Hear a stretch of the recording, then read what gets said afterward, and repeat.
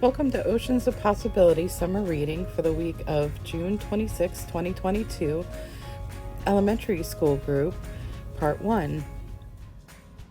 Grains of Sand by Sibyle Delacroix. Today was the last day of our vacation. When we get home, Ulysses still has water in his eyes. I am as blue as the sea. And my shoes are filled with sand. What are you doing? Asks Ulysses. I have all these grains of sand, and I don't want to throw them away. I know, let's plant them. Ooh, what do you think will grow? Let's see. Maybe a field of beach umbrellas to wave hello to the sun. Or a forest of pinwheels to fill the sails of a boat. How about a crop of ice cream? Lemon flavored, please. Perhaps a castle strong enough to stand against the tide. I'd give it a good soaking with a giant wave of laughter. Maybe our grains will grow into a beach, powdered gold to sift through our fingers.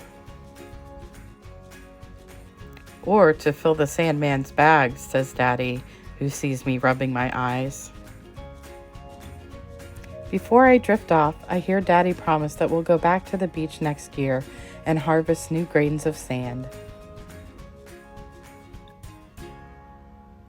The end. Okay, so we're going to paint with watercolors and put salt on them afterwards to see what happens. So your Craft to Go kit will include this bag of salt, and we'll take that off carefully.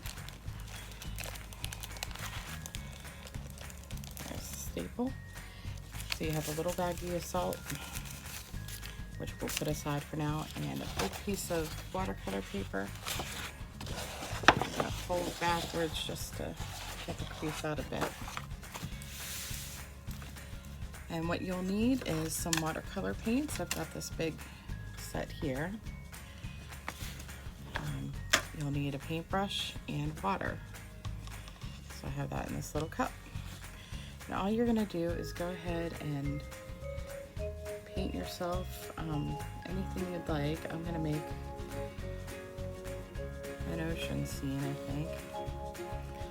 We'll go ahead and put some sand. See how it runs together.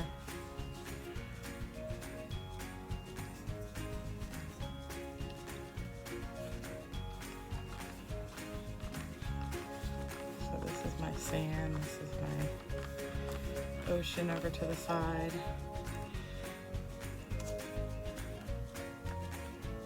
And make sure you use a nice and lot of water for your watercolors so that it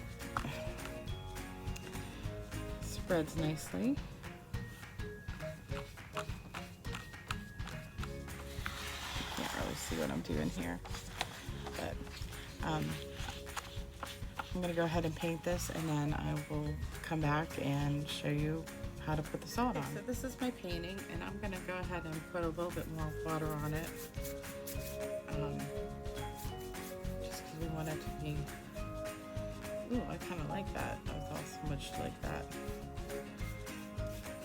Now we're just going to take the salt and sprinkle it all over the picture with our little hands. You can already see some of it breaking up. We're just going to leave this here. I gave you way more salt than you'll need. Don't worry about that. We just kind of flick a little bit.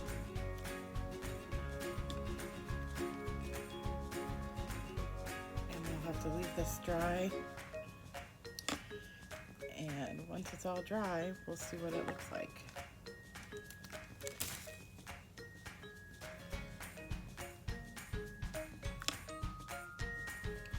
Now that it's dry, we have the salt all over this. We're gonna have to brush it off in the garbage. So I'm just going to go ahead and do that right now.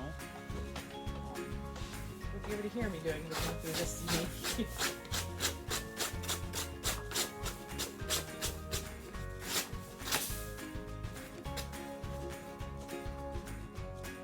So this is what it looks like. Here, here's the overall look. The close up, you can see little dots where the water displaced when it started to dissolve in with the salt. So that's what you want to get. So apparently the wetter you do it, the better.